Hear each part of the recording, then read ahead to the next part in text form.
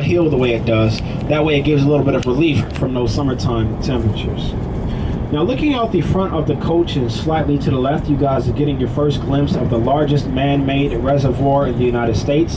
That is Lake Mead, named after Dr. Elwood Mead. He was director of the Bureau of Reclamation. That is the government agency that oversaw the Boulder Canyon project. That agency is a part of the Department of Interior. Now Lake Las Vegas gets most of its water supply.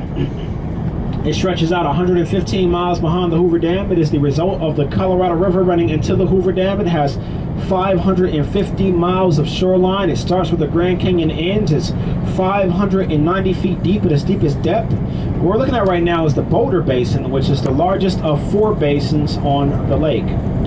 Now, because of the lake being there and all of the recreational opportunities that it presents, the boating, fishing, jet skiing, windsailing, amongst other things, the fact that the Hoover Dam is 5 miles away from here, America's playground in Las Vegas, Nevada is 25 miles away from here, and no gaming, good health care, a low crime rate, Boulder City is continuously put on list of best places to retire in the United States.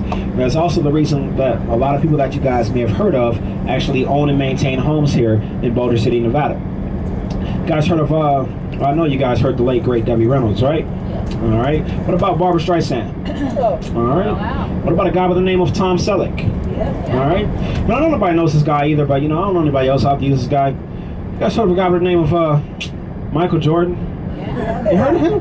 I heard he played hockey or something like that. Yeah. Somebody said he couldn't cut it in basketball. If you guys look over to your left, you guys see a tan home over there, higher than the rest, with a bunch of trees in front of it. Yeah. You guys see that home? Yeah. Yeah? Okay. Yeah, I don't know who owns that home. There's also another resident of this Boulder City area. It goes by the name of the Desert Bighorn Sheep. They are the state animal of Nevada.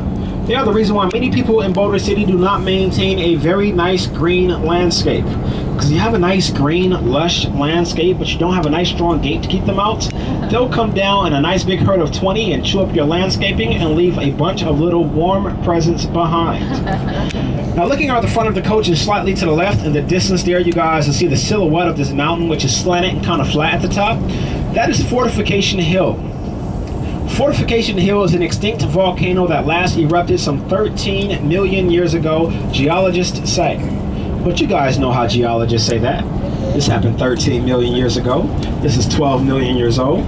This happened 100,000 years ago. This is 70,000 years old. This is 50,000 years old. Yet the geologist is only 53 years old. Am I the only person that just don't get that? I don't get it, okay? I don't get it. But obviously it's a personal problem. I'll deal with it, all right? But that volcano is set to go off today around 4 o'clock, so we'll see, okay? And during your time taking your photo of the Hoover Dam this morning, if you guys hear rumble, do you see a bunch of smoke going up in the air? Do you see a bus go by that looks just like this one? That means I love you, all right? You can run, jump, swim, do whatever you want to do for your life, but I will not be there to witness it.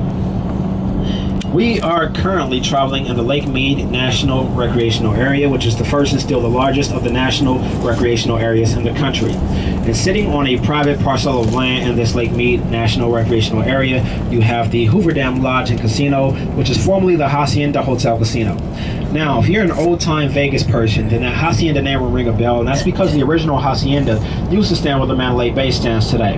Now, coincidentally, when the original Hacienda was built, it would be the first hotel casino you would see if you're coming from California. When this one was built, it would be the first one you see coming from Arizona. Anyhow, it's sitting on a private parcel of land because this land used to be a gold mine for many years. Now, because the land is private within its recreational area, this landowner is held to a couple provisions.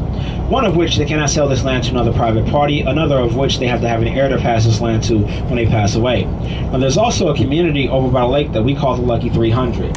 Lucky because they're the only ones that have waterfront property on the lake. 300 is the amount of people that sued the United States government for the right to stay on that land, as they owned the land before the government made it a recreational area back in 1963. They'd win this lawsuit, but it came with those two provisions and also an additional. That additional provision is that they cannot have a permanent structure on that land, so that community is composed of mobile homes, but it wasn't done out of spite. It's just that the lake is a result of a river hitting a dam. The river could have flooded at any time, causing the lake level to rise, and the government did not want those people at risk of losing anything because of the lake level rising. All right, excuse me.